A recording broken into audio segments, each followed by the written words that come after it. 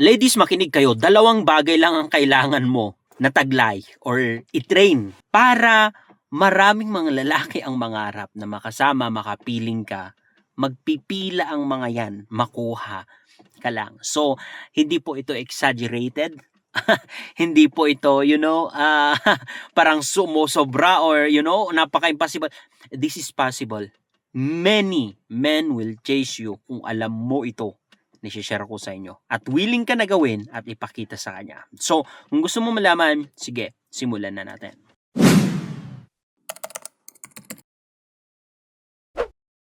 So, before ko i-share sa inyo, meron lang akong gustong i-correct.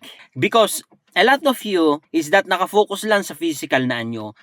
Nakafocus lang sa ganda, sa pagpapasexy. Pero nakakalimutan nyo na ang nakaka-attract sa lahat, hindi yung physical na anyo, kundi yung ito at ito.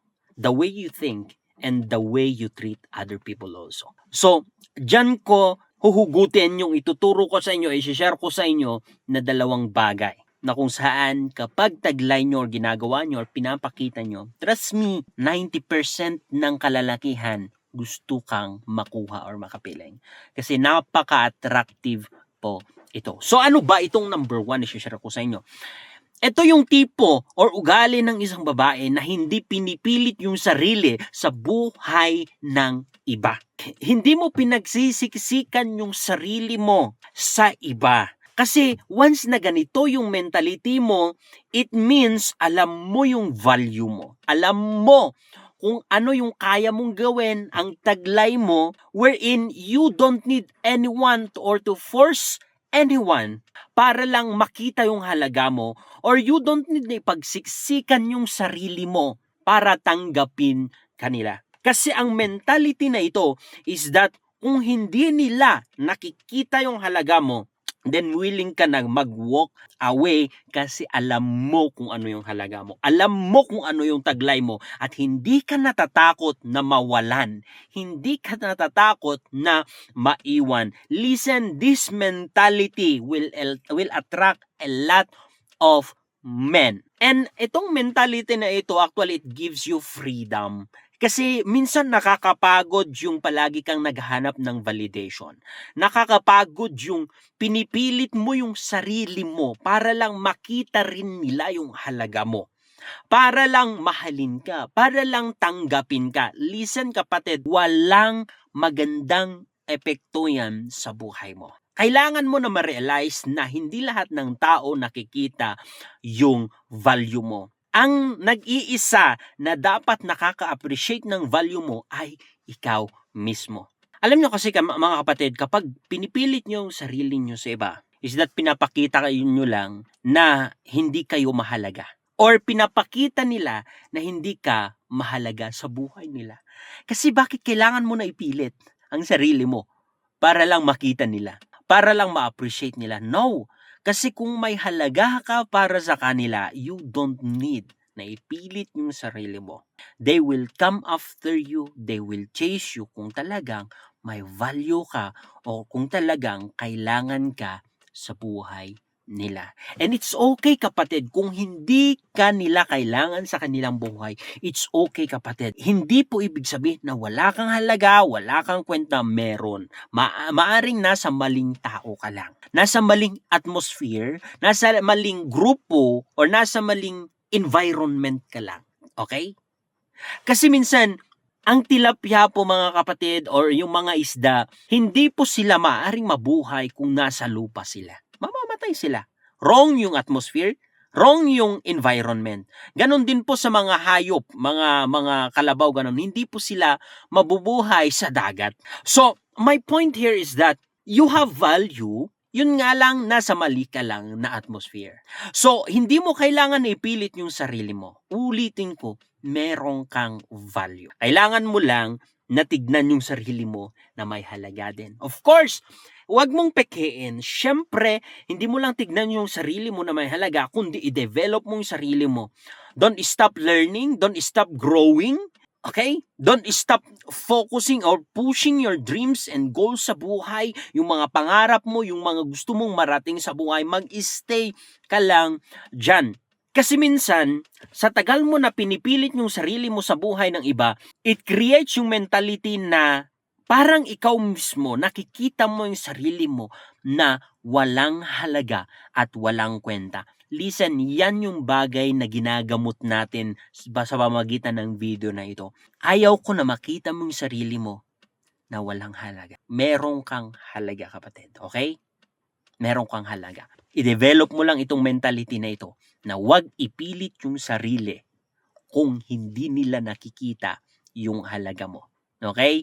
At hindi ibig sabihin na hindi nila nakikita yung halaga mo is that wala kang halaga. Meron. Meron at meron. Kasi, okay? So once na naging ganito yung mentality mo, it means you know your value, you know your capabilities, your capacities, you know kung ano ang kaya mong dalhin at i-display sa table, and that kind of mentality will attract a lot of men. Kasi kaming mga lalaki, natural instinct na namin ang isang hunter. And we only hunt yung may halaga para sa amin. Or yung babae na nakikita yung halaga niya. Yun yung babae na habulin namin. Naturally, you don't need anyone or force anyone to chase you or to beg for your time. And kusa yan. Trust. Okay? So, pangalawa na taglay ng isang babae na sobrang attractive sa aming mga lalaki is that yung marunong kang magbigay ng value sa iba. It's okay na nakikita mo yung value mo, yung halaga mo, pero it's not okay na palaging ikaw na lang kasi kung yung sarili mo lang ang iniisip mo, ang nakikita mo yung value, it means medyo mataas na yung ego at pride mo. Sometimes, if you want na pahalagahan ng ibang tao, marunong kang magbigay ng halaga sa kanila. Halaga sa kanilang time na binibigay sa'yo. Halaga na, yung marunong kang i-appreciate kung anong ginagawa nila sa'yo. Yung marunong kang mang-appreciate sa buhay at sa buhay nila. Yung meron kang gratitude. Kaming mga lalaki, we love to protect. We love to give. We love to provide. But yung nag-fuel sa mga bagay na yan is that yung nakikita yung ginagawa namin. Yung binibigyan ng halaga yung binibigay namin o yung ginagawa namin. At kapag yun yung ginagawa mo sa kanya, kapatid, then trust me, ikaw yung hahanap-hanapin, ikaw yung mahalaga sa kanyang puso. Because sa mundong ito, meron tayong principle na give and take. Never expect something kung wala ka namang naibigay. Never expect na meron kang maaani kung wala kang naitanim. Okay? So, kung marunong kang magtanim ng halaga or pinapahalagahan mo yung ibang tao, then ganun din yung marireceive mo.